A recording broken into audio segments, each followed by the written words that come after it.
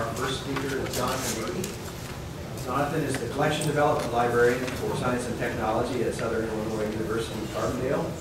He's also coordinator of the university's institutional repository, Open SIUC.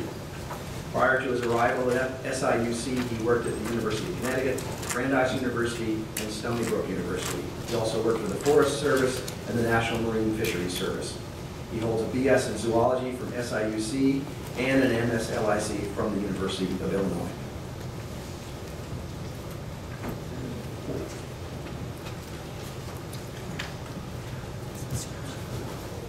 Thank you, Tim. Everybody can hear me okay? Okay. So I'm going to be talking about our experience at Southern Illinois University, Carbondale with big deals. We have left 3 big deals recently. It's been a couple of years now. But rather than just present a case study and throw a bunch of numbers at you that you're probably going to forget as soon as you walk out of here anyway, I'll be using our experience to present some general comments about big deals and their future to provide an overview of the landscape. So I'll be jumping back and forth between our experience at SIUC and these general observations, hopefully to provide a clearer picture of what big deals are, how they operate, what impact they have on library collections, why they persist, and why they may not persist much longer. To start, I want to be sure that we're clear about what we're talking about when we say big deals. So let's look at a definition, and really there's still none better than that provided by Ken Frazier, director at University of Wisconsin-Madison Libraries, which he provided in 2001. So he says, big deal is an online aggregation of journals that publishers offer as a one-price, one-size-fits-all package. In the big deal, libraries agree to buy electronic access to all of the commercial publishers' journals for a price based on current payments to that publisher plus some increment. This definition needs a little bit of modification to make it current and more precise. It's not always the case that in a big deal, libraries buy access to all of a publisher's portfolio of journals. Sometimes it's a defined portion, a subset. For example, in one big deal that we participated in through a consortium, the access that we were granted was to all of the titles that at least one member institution had a subscription for. So there were some journals from that publisher that none of us had a subscription to, and so we did not have access to that. In addition, more and more publishers are selling subsets, usually subject collections. We were part of a big deal, for example, for Blackwell, their STM collection when that existed. And then also, it's not always, I think an important part of a big deal too is that usually it's a multi-year contract, usually 3 or 5 years. And I think that that's important because that's what makes it so valuable to publishers. That's what makes a big deal a good deal for publisher, because the way it works is that when you join a big deal, you come with your subscription list, or really the value of that subscription list, and you can't go below that. You cannot cancel below that. And so that represents a guaranteed revenue stream for the publisher, and then there's an annual price increase on top of that. So, you can imagine, especially in this era of cancellations, how valuable that would be even for you to lock in a library subscriptions and to know that for 3 or 5 years, the library is not going to go below the value of those subscriptions. That income is going to be there, and it's even going to increase because of the annual increase. And we can make this even more precise, I think, for most academic librarians. When you say big deal, what springs to mind is a handful of major commercial publishers. Elsevier, Wiley, Springer, and perhaps to a lesser extent, Sage and Taylor and Francis. Certainly other publishers, including some here, bundle their journals into packages, but I think it's fair to say that for most academic librarians, these are the publishers they're going to think about when you say big deal. So at SIUC, Morris Library, we are a member of the Association of Research Libraries. The collection budget, $5.3 million. The important thing to note there is that is about 1% more than what it was 10 years ago.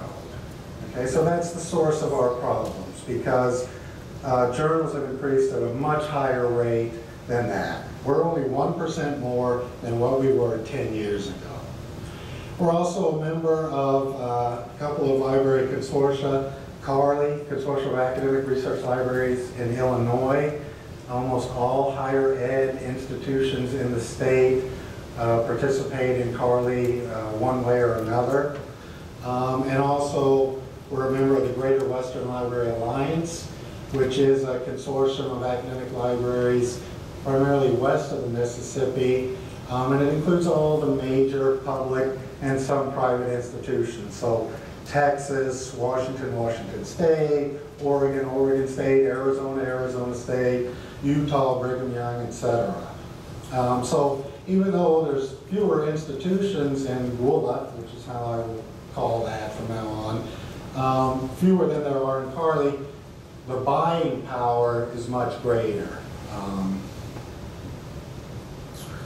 And consortia are so important when you're talking about big deals, which I'll touch on more later.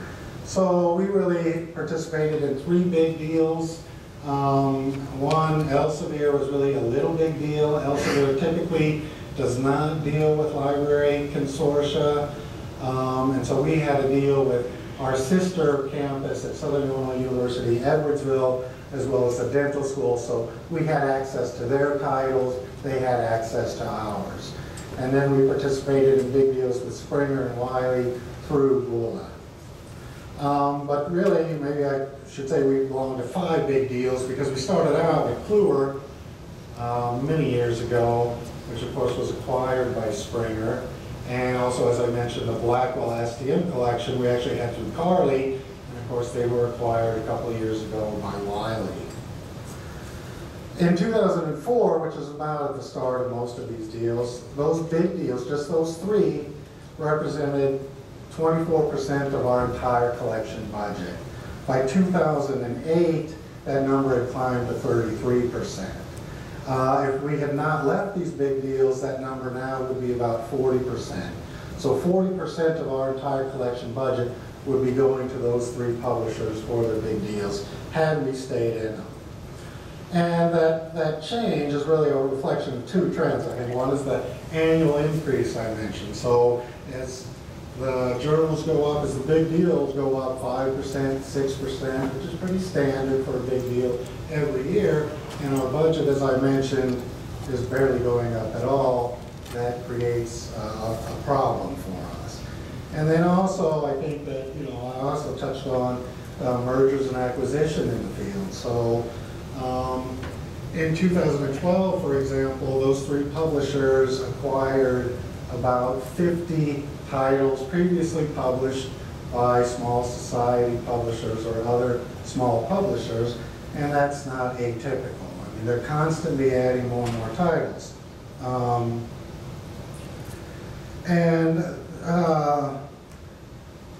So that market concentration is also represented by this study done by EBSCO last year.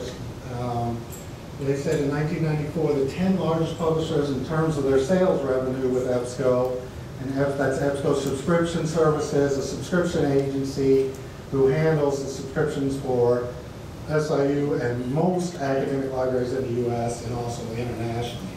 So those 10 largest represented 19% of their total revenue dollars. 15 years later, that number had climbed to 50%. And big deals are part of the cause and effect of that, because as we're making cancellations because we have to, because of that difference between the annual increase in the price of journals and books and the pricing and the increase in our collection budget. We have to make cancellations to make up that difference. And we're not alone. Almost all academic libraries are doing the same thing. certainly within the last 10 years. So as we cancel those other titles, you know, the big deal publishers are off the table because part of the contract is we cannot cancel, or we can cancel very minimal amount. So we have to look to our savings from you and from other publishers like you. And then that also creates a situation where perhaps you are approached by these big publishers who want to acquire your journals and take over your operations. That becomes more and more attractive, I'm sure, to you as time goes by because they can offer, you know, the subscriptions, especially. Generally what happens is when a title is taken over by one of these publishers, it's automatically folded into the terms of the big deal. So if we have a subscription and that to a journal and that journal is taken over by Wiley before in the big deal, it's automatically added to our contract and we have to continue that subscription. So this market concentration is a problem. And it raises the question of how prevalent big deals are. And this is hard to gauge primarily because of confidentiality agreements. So we can't reveal the terms of our contract with the big deal, the terms of our license. But, although the Association of Research Libraries compiles statistics annually on what their members are spending on journals, spending on books, their holdings, the number of subscriptions, they don't compile information on big deals, how much of our money is going to a big deal, how many members participate, etc. But they did do a survey in 2005 which showed that 93% of ARL libraries subscribe to at least one big deal. And the surprising thing here is not the 93%, I think it's the 7% that didn't participate in a big deal. It would be interesting to know who those are. You can also see the impact of big deals revealed in this study of higher ed institutions in the UK from a couple of years ago, which showed that 80% of those institutions spent at least 26% of their budget, their serials budget, on big deals. And almost 40% spent over 50% of their budget. We would be close to about 50% of our budget, serials budget, if we had stayed in the big deals. So we were faced with another serials cancellation a couple of years ago, and we didn't want to be restricted to what was on the table for us as we considered what to cut by the terms of the big deal. So we didn't want to leave those titles aside, as had been done in the past. We've done 2 previous cancellations within the last 2 years, and as I said, you know, we had to make our cuts from your titles and titles from publishers like yourselves, because by the terms of the contract, we could not cut these journals. So we decided to leave. We left Springer, we left Springer in 2009, Elsevier and Wiley in 2010. And also the timing was a result of the fact that the big deals that we had through the consortium for these were up, and they were up for renewal. And so this was an opportunity for us to leave, and we did.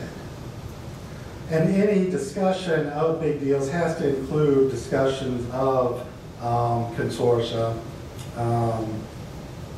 Let's see, it's not advancing.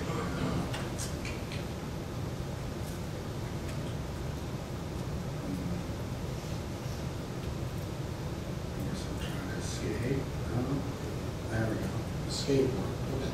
So consortia are valuable to libraries because they do present a stronger negotiating position. For example, I mentioned Gwilla, those 32 libraries. I mean, that's millions and millions of dollars for any of those publishers.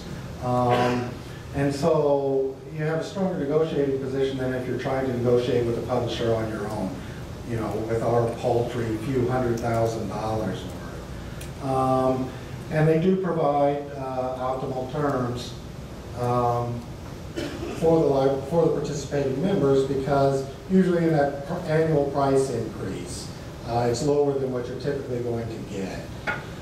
But it does create this pressure to continue participation from consortial members, not just because of that lower price increase, but there's also a social and political factor. So you don't want to let the team down. If many institutions left the consortium and didn't participate in the big deal, they wouldn't get as good terms. The ones remaining would not get as good terms, and it's difficult to be in that position. And so there is this pressure to continue, and they are central to the continued existence of big deals. And that study in 2005 from ARL showed that 81% of their member institutions participated in big deals via a consortium. And when the renewals came that we backed out of, nobody was ecstatic about the deals. There was a lot of moaning and groaning about them, but still in the end, over 90% of the institutions chose to renew. But we didn't, we left. And so the question is, what is the impact?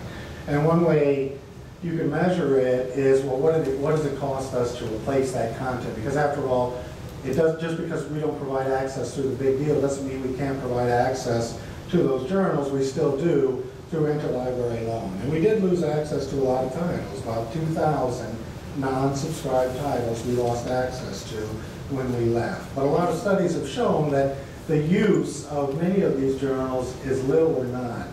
We've done studies at SIU have shown that, and many other studies have as well. So, as I said, one way we replace the content, of course, is interlibrary loan. So I looked at, in terms of the non-subscribed journals, the top 25% of those from Wiley and Elsevier, measured in terms of downloads.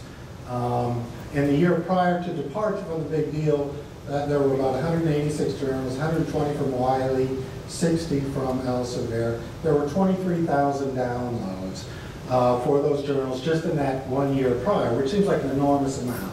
And this is why a lot of institutions say big deals are good for our community and we're going to stay in them because of these high download numbers.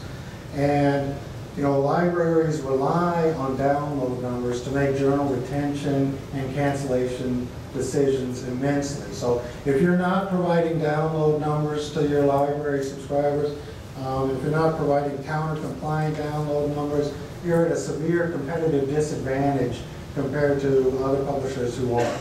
We rely on those numbers. I think we over-rely on them. They're overstated, they're over-exaggerated for a variety of reasons that I won't go into now, but that's beside the point because we do rely on them to make our decisions. So looking at the interlibrary loan numbers, though, in the 2 years since departure for those 186 journals, there have been a total of 343 interlibrary loan requests, representing 1.5% of that prior year demand. So you can see that there's something going on. Those download numbers do not actually reflect the real need. I think ILL numbers come closer to reflecting that need. And in fact, 45% of those titles, and remember, these are the numbers with the highest download numbers, 45% of them have had no interlibrary loan requests at all. So that costs us a lot less to provide to our university community than staying in the big deal would have. And of course, another way to measure what the impact has been is simply what's the response from the university community. And again, I think a lot of institutions are afraid to live big deals because they're afraid of that response from their faculty, the researchers, So far we've had 3 complaints in the 2 years, 3 years in the case of Springer since we left those big deals. So again, I think that's showing that the download numbers are overinflated and don't really represent what the need is from the university community. And if we look at what the impact is more positively, we now have the flexibility to cancel, and we do have to cancel by need, not by contract. So to some extent, this protects non-big deal publishers as yourself, because it's no longer just your journals that are on the table, it's also Elsevier's and Springer's and Wiley's that are part of the cancellation. And that ultimately also helps us protect our book funds, because books are typically the first thing to go under budget pressure. And so the final result is that we have a collection that more closely reflects the real needs of the university community. So, gazing into the crystal ball, is this the end of the big deal? No, I don't think so, as reflected by that renewal rate within the consortium that we belong to, over 90%, at least not in the short term. I think a lot of it is because of that fear of the download numbers, fear of the response from the university community. But the question I always ask people is, how can they possibly continue? Because we were faced with a situation where, we had to cut resources to preserve the big deal, and ultimately you reach a point where the value of the resources outside of the big deal are greater than the value of the additional access you get within the big deal. And every institution is facing that. They're going to reach that threshold eventually because they're not getting the 5%, 6%, 7% increases in their collection budget. So I think eventually everybody's faced with the same situation we are, and they will have to leave the big deal.